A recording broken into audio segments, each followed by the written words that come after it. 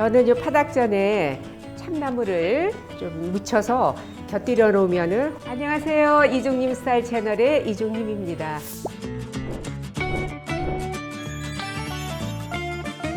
오늘은 파닭전이라 그래서 따끈하게 드실 수 있는 전을 만들어 볼 텐데요. 저는 여기에 참나물 이렇게 무침을 해서 이 파닭전 위에다가 좀 곁들여 내려고 합니다.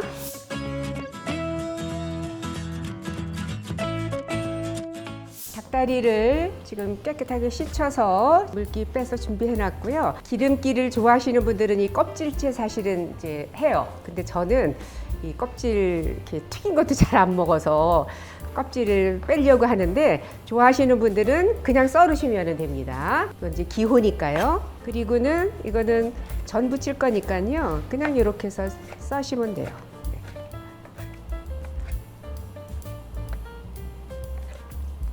그냥 이렇게.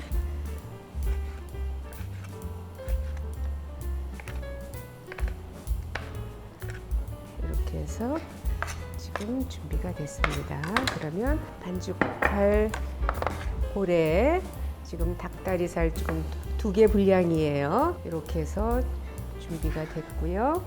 여기에 먼저 닭에 청주 1스푼 넣어서 잡냄새도 좀 없애주시고 이렇게 좀 해놓으시면 됩니다.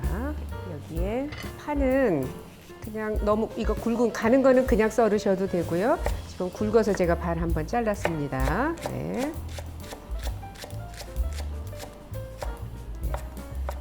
그다음에 여기에 대파 썰은 거 넣으시고 청양고추,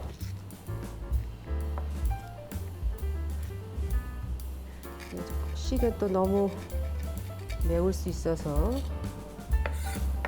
약간 털어냈습니다.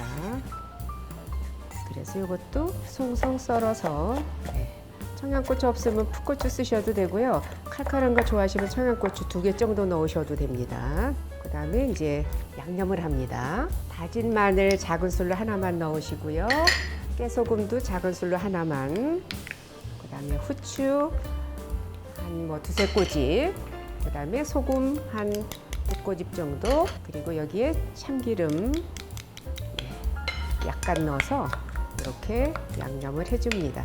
그래야 이게 맛있어요. 그냥 전 지지는 것보다.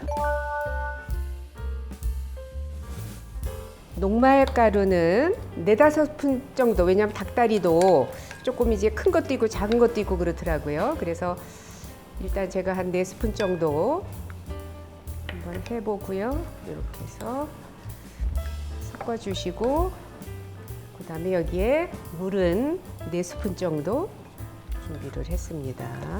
녹말가루가 없으신 분들은 부침가루, 밀가루, 튀김가루 쓰셔도 돼요. 근데 이제 녹말이 들어가면 훨씬 더 좀 바삭한 맛이 있어서 제가 오늘 녹말가루를 썼으니까 이제 전을 부치기만 하면 됩니다.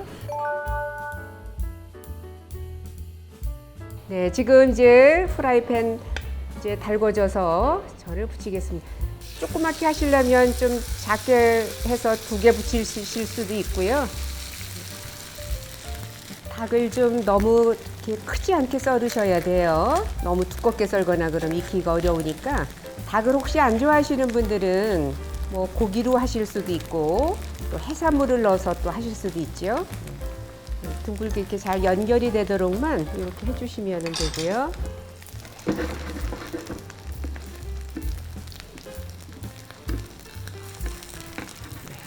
이렇게 해서 이렇게 뒤집으시면 됩니다. 뒤집어서 이렇게 해서 조금 눌러주시면 되고요. 그리고 불은 닭을 익히셔야 되니까 중불에서 서서히 좀 익히시면 되고요. 지금 조금 이제 익을 동안에 이거 그대로 전으로만 해서 드셔도 되는데, 이거는 참나물이에요. 근데 이제 윗부분이 조금 이제 억세니까 요 윗부분은 조금 빼시고요. 이거를 먹기 좋게 한 4~5cm로 이렇게 잘라주시면 됩니다. 무침으로 해서 이렇게 파닭전에다 위에다가 얹어서 같이 싸서 잡수시면 더 맛있거든요. 이거는 참기름을 먼저, 항상 이런 무침 같은 거 할 때 참기름을 먼저 넣으면 코팅이 돼가지고 이렇게 양념도 잘 달라붙고 수분이 덜 빠져요. 그래서 항상 이런 무침 같은 거 할 때는 참기름을 먼저 넣으시고 그다음에 마늘 약간, 국간장 약간, 고춧가루 넣어서 무치면 돼요. 여기에 통깨 이렇게 해서 묻혀서 파닭전 위에다가 얹으면 좋습니다. 네. 네. 이렇게 색깔이 나야 맛있어 보이잖아요. 네. 이제 뒤쪽만 요만큼 색깔 내면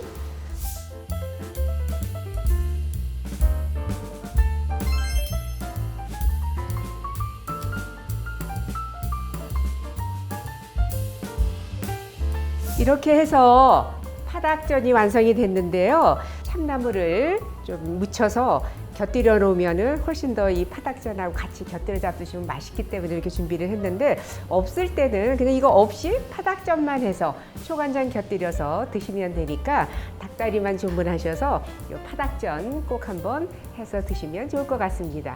오늘 영상은 여기까지고요. 요리도 스타일도 이종님처럼 이종님 스타일 채널이었습니다. 좋아요, 구독도 부탁드리고요. 다음 영상 때까지 건강하세요.